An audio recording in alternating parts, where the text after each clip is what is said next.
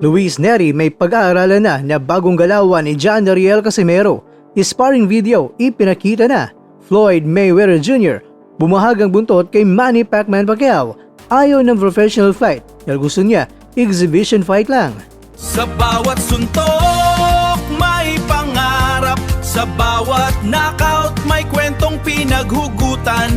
Mula sa mga probinsya hanggang sa world stage, hindi lang tayo nagbabalita, nagbibigay tayo ng boses ang hindi pa napapansin ng mundo. Samahan niyo akong busisiin ang bawat kwento at bawat sakripisyo ng mga mandirigmang mga Pilipino. Ito ang kwentong di pa na kwento. Pilipinas para sa mundo. Pilipinas para sa mundo. Mga kakwento, usap-usapan ngayon ang biglang paglabas ng video ni Quadriwalas John Ariel Casimero habang ito ay nasa gitna ng matinding sparring session. Sa gitna ng pagganda niya para sa pagbakang Casimero kontra Luis Nery, tila hinahamon ni Alas ang tadhana. Pero ang tanong ng marami, bakit ipinakita ngayon? Maraming mga netizens at boxing analysts ang nababahala sa ganitong level ng laban. Ang bawat galaw ay dapat lihim. Sinasabi ng ilan na baka ito na ang pagkakataon ni Pantera na pag-aralan ang bawat footwork, counterpunch at depensa ni Casimero. Baka mabasa raw ni Nery ang timing ni Alas. Masyadong kampante ang kampo ni Casimero. Yan ang ilan na mga naging reaksyon nila. Ito ang mga linyang namamayagpag ngayon sa mga comment section. Sa mundo ng boxing, ang impormasyon ay ginto at tila libreng ipinamahagi ito ni Casimero. Ngunit dandan muna kayo sa paghusga. Para sa mga tunay na nakakakilala sa laro ni John Ariel, alam naman natin na hindi siya basta-basta naglalabas ng alas kung wala itong kapalit. Lumalabas sa mga ulat na ang video na ito ay isa lamang na master plan o patibong para kay Nery. Ayon sa ilang insiders, sadyang ipinakita ang mga partikular na kombinasyon para maligaw ang strategy ng kampo ng Mexico. Maaring gumawa si Casimero ng mga bad habits sa sparring video na ito para isipin ni Nery na doon siya mahina. Pagdating sa mismong gabi ng laban, alsa ng isang ibang Casimero, mas mabilis, mas mailap at may bagong baon na pamatay na suntok na hindi nakita sa video. Estratehiya ba ito o sobrang kumpiyansa lang?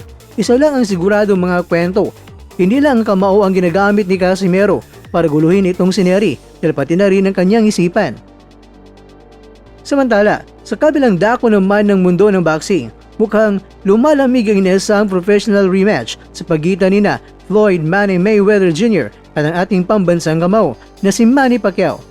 Mismong si Mayweather na sa edad na 49 anyos ang bumasag sa katahimikan at ayon sa kanya, ang nakatagtang pagtatapat nila sa Las Vegas ngayong September ay papalabas sa Netflix ay hindi isang tunay na laban.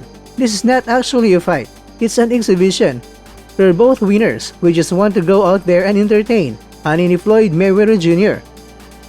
Bakit nga ba exhibition fight lang? Kaya maraming mga fans ang dismayado. Ang inaasahang pagpapatunay kung sino talaga ang the greatest of all time ay naway sa isang show na lang. Kaya bakit ayaw ni Floyd na professional fight? Takot sa 50-0 record. Ayaw bang isa palaran ni Mayweather ang kanyang perpektong record? Laban niyan sa isang 47 anyos na si Manny Pacquiao na gutom pa rin ng knockout. Pangalawa, safety first.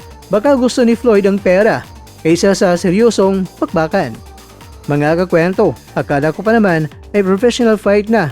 Exhibition fight lang pala. Well anyway, excited ka na ba na mapanood muli ang Mayweather vs Pacquiao kahit na exhibition fight lang ito? Ibagi mo naman mga kwento ang opinion mo dahil nagagala kaming babasahin ito.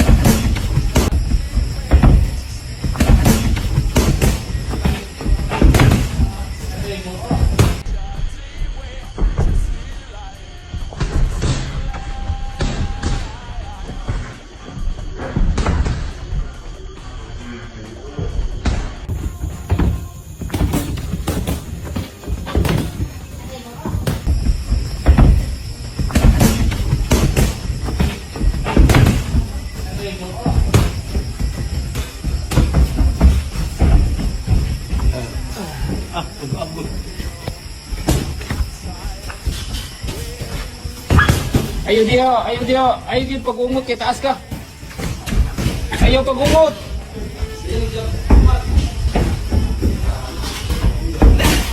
Dagan juga, dagan tuyok.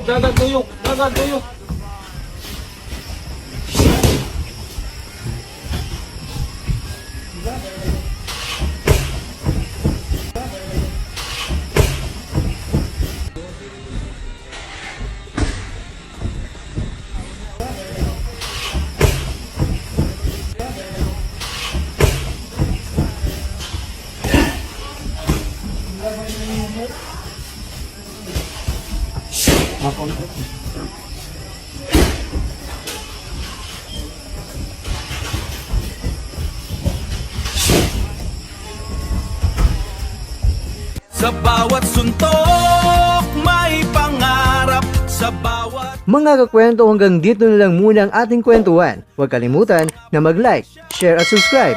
Ako po si Mr. Kwento. Ito ang mga kwentong maaring hindi pa nakwento sa inyo. tayo ng boses ang hindi pa napapansin ng mundo. Samahan niyo akong busisiin ang bawat kwento at bawat sakripisyo ng mga mandirigmang mga Pilipino. Ito ang kwentong di pa nakwento.